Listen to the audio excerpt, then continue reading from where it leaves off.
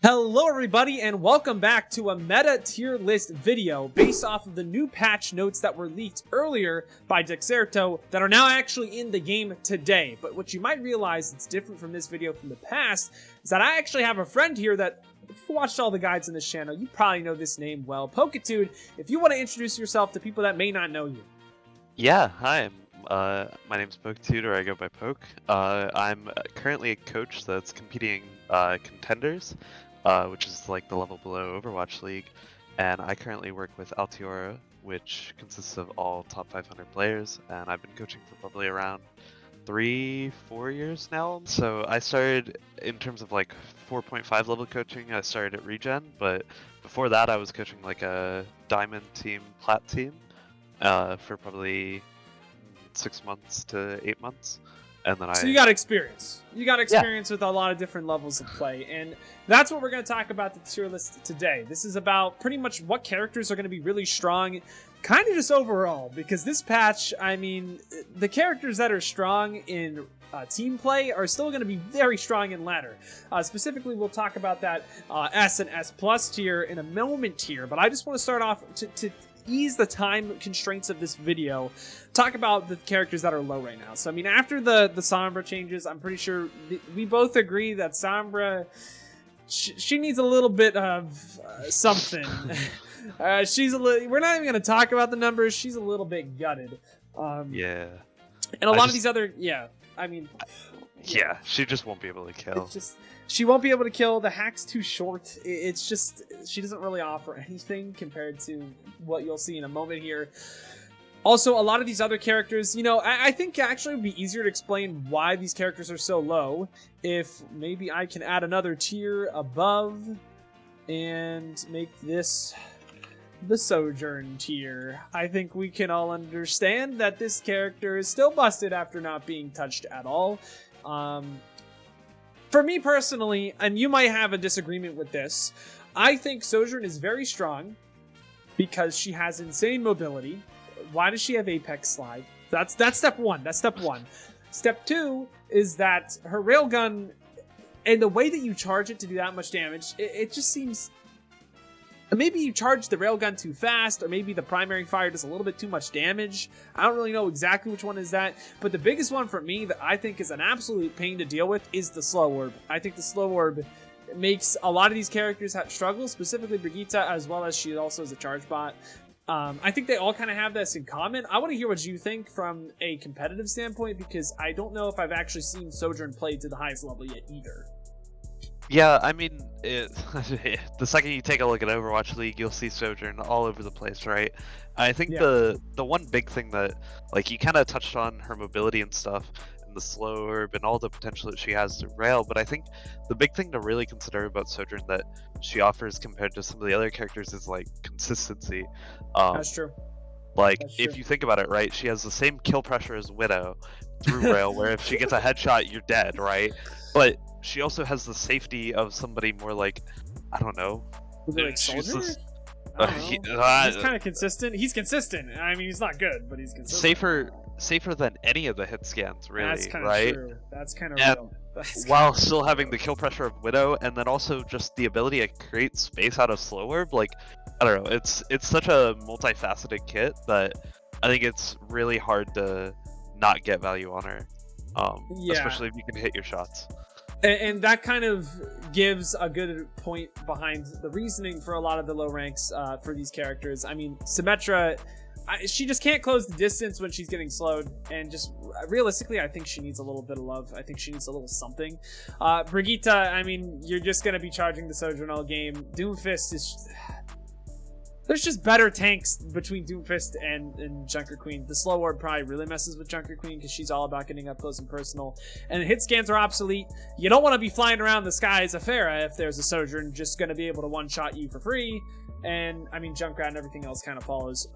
It's all the same thing. You either are a charge bot for her railgun, or you are a hit scan. Why don't you just play Sojourn? Or your character is just overall very weak right now. So I think we can move on. I kind of want to move on to the S tier, which I know we both definitely agree with, just specifically within scrims. What I will say is with ladder, I don't know how great this comp's going to be within ladder for most of the time, but I think I can also back up a lot of these choices. The tank choice being Monkey, Kiriko and Lucio being very strong as well, with Tracer taking Genji's throne. From a ladder perspective, the way that I'm going to justify this pick is that because Zarya is kind of bad now, Baptiste is also going to kind of not be able to keep up with Winston's pressure. And because of that, there aren't really a whole lot of AoE options to stop his cleave in a ranked scenario. So literally as Monkey, you could just cleave, and if they're not running Baptiste or Moira, you're kind of just going to do crazy amounts of damage and just be able to pressure the team easily, at least in lower ranks. But in higher ranks, Poke, you probably have a better idea of how this is going to help when you start getting into those Masters games, those Grandmaster games, and maybe even the top 500 games more so. Yeah, I mean, the thing with Monkey, right, is that, like, compared to the other dive tanks, like Ball or Diva, is that, he, like, the bubble just does so much in regards to, one, denying people like Kiriko, but also for Baptiste, right, like, Baptiste kind of becomes a bit of a liability at the higher level, where it's a really simple dive target that doesn't really pose that much of a threat, because you do have that bubble and you, like, have that cleave where you can damage both him and the immortality field at the same time. It becomes a bit more difficult to kind of get as much value there. And then for what's it called, like, when we were looking at, like, the Zarya, right, Zarya was such a strong pick in the last meta, but I think because Monkey is so strong and because Monkey tends to play pretty well into Zarya, that's kind of why she got bumped so far down to C tier. Yeah. After these nerfs, because I think they're pretty hard nerfs, but I kind of wanted to just highlight that a little bit, because I think if Monkey wasn't so strong, I think Zarya definitely would have seen a bit higher. Yeah, I agree with that. I think I 100% just the characters that need to be played with Zarya to make her viable are a liability to that of Winston. I mean, I 100% agree with what you're saying. I think the other thing is that, I mean, Sojourn's in her own tier. Sojourn is just so good right now that realistically, if you want to win, you need a character that is going to be able to put consistent pressure onto her. And outside of Diva, I don't really think you have a whole lot of options right now as tank. Or I mean, Ball as well, but I mean, compared to just the bubble that Winston has, I think it's a little bit more consistent, and I think consistency is key, especially in this meta. I think that's a theme that we're both getting at here, and that's going to dictate a lot of your choices in ranked. Now, obviously, ranked is ranked, nothing's perfect, and sometimes they might not even pull out a Sojourn, and that can change a lot of things, and that's why we're going to start talking about the A tier and the B tier here, which kind of go back and forth. Three characters I kind of want to get out of the way that I don't think are terrible. I think we have to think about one map in particular, which is Circuit Royale. I just want to get this out of the way. I don't think Sigma's great, but he's at least viable in some scenarios with a map in Zen. I don't know. I think it's B tier. I don't think it's solid outside of the niche situations, but in the niche situations, they might be kind of good. That being said, honestly, I could still see running Sojourn Tracer on Circuit Royale in, like, team play, and just playing to, like, take a very close range fight and just force them to play to your style. In ranked, I don't see that happening, and that's why I'm going to put Sigma B tier. I don't know what you think about that. It doesn't even... I mean... Yeah. No, I think you're totally around the money there. I think, just considering Sigma, right, it's, like, when playing into that high dive style that we've kind of already talked about, we think is going to be really strong in this meta. I think, Sigma in particular is going to struggle a bit unless he's able to get those really long sight lines where the dive comp or the Monkey can't walk up without really getting spammed before jumping, right? Yeah. And so I think putting him in B tier is a really fair option. But one thing I would like to say earlier was that we talked a lot about consistency, right? Mm-hmm. And I think for a lot of people, if they're looking at this tier list and they're like, oh, I can't play Sojourn, what can I play as a DPS? I really think some, like, two really good consistent picks that you could look to consider, especially if they are running something like the Monkey, or if you're even just trying to fill the void that the Sojourn kind of has, is I would say both Ashe and Reaper. Yeah.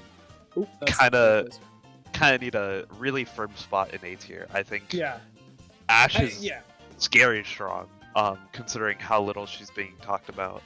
just in general. 100%. I agree. I think something that's very important with this tier list is that this tier list is very skewed to what we've had in the past, where I don't have an F tier or a Sojourn tier. I don't ever have those because this tier list is very skewed. The game is very, I would say it's a little bit unbalanced right now in DPS. I mean, that's not, why am I saying that's a hot take? Sojourn's good right now. She's just very good.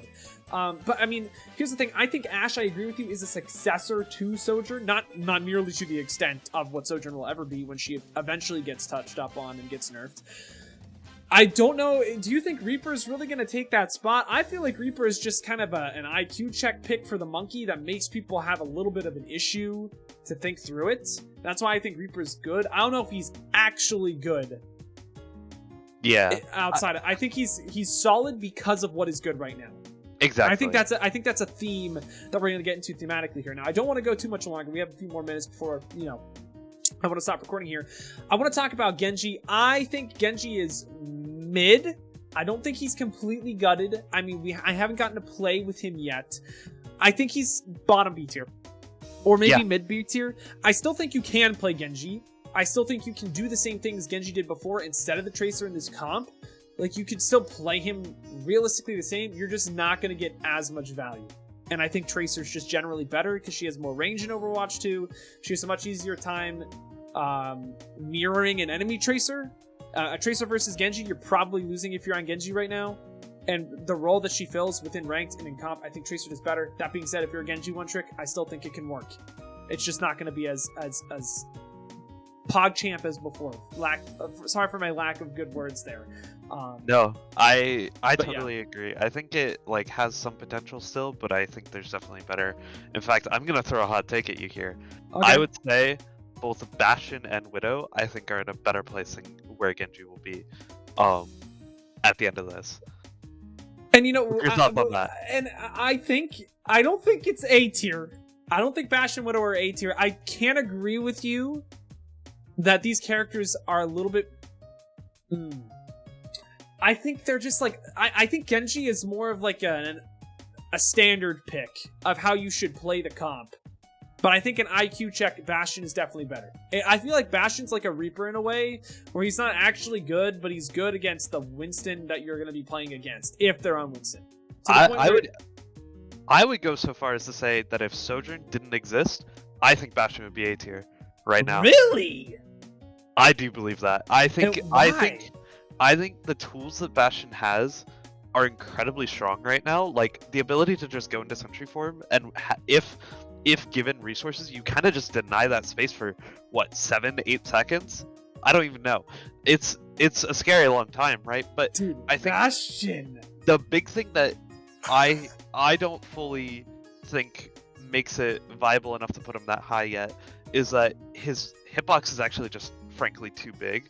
True. When he's out of turret form, and I think that's kind of why Sojourn farm.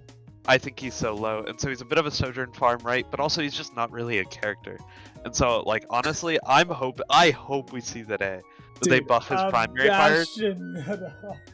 I think there will be a day that we finally see it. Honestly, I agree with you. I agree with you that Bastion is a sleeper pick, and anyone in the comments, if you disagree with us, you better disagree full force. Honestly, Bastion's not that bad. Stop the Bastion hate. But okay, I want to move on to D.Va here. I'm having a hard time with her. I think she's still okay. I think she's bottom A tier. High B tier. Bottom A tier, high B tier, or maybe bottom B tier. Somewhere in that range. I wouldn't go so far as to say bottom B tier yet. I think both D.Va and Sigma throughout all of it has had pretty similar-ish ideas where they kind of, she's a good counter on Monkey, right? But I don't think without that extra damage she'll be as good of an answer as some other options. Yeah. So yeah, I think that's a totally reasonable place to put her. Orisa, honestly, for a ranked setting, I think she might be the A tier tank. Yeah. I think she might, just because you can hard punish a monkey that does not play correctly. And I think A tier, the theme that we're seeing here is that these are the characters that are not as good as Sojourn, but they are hard IQ checks if they want to play this meta comp.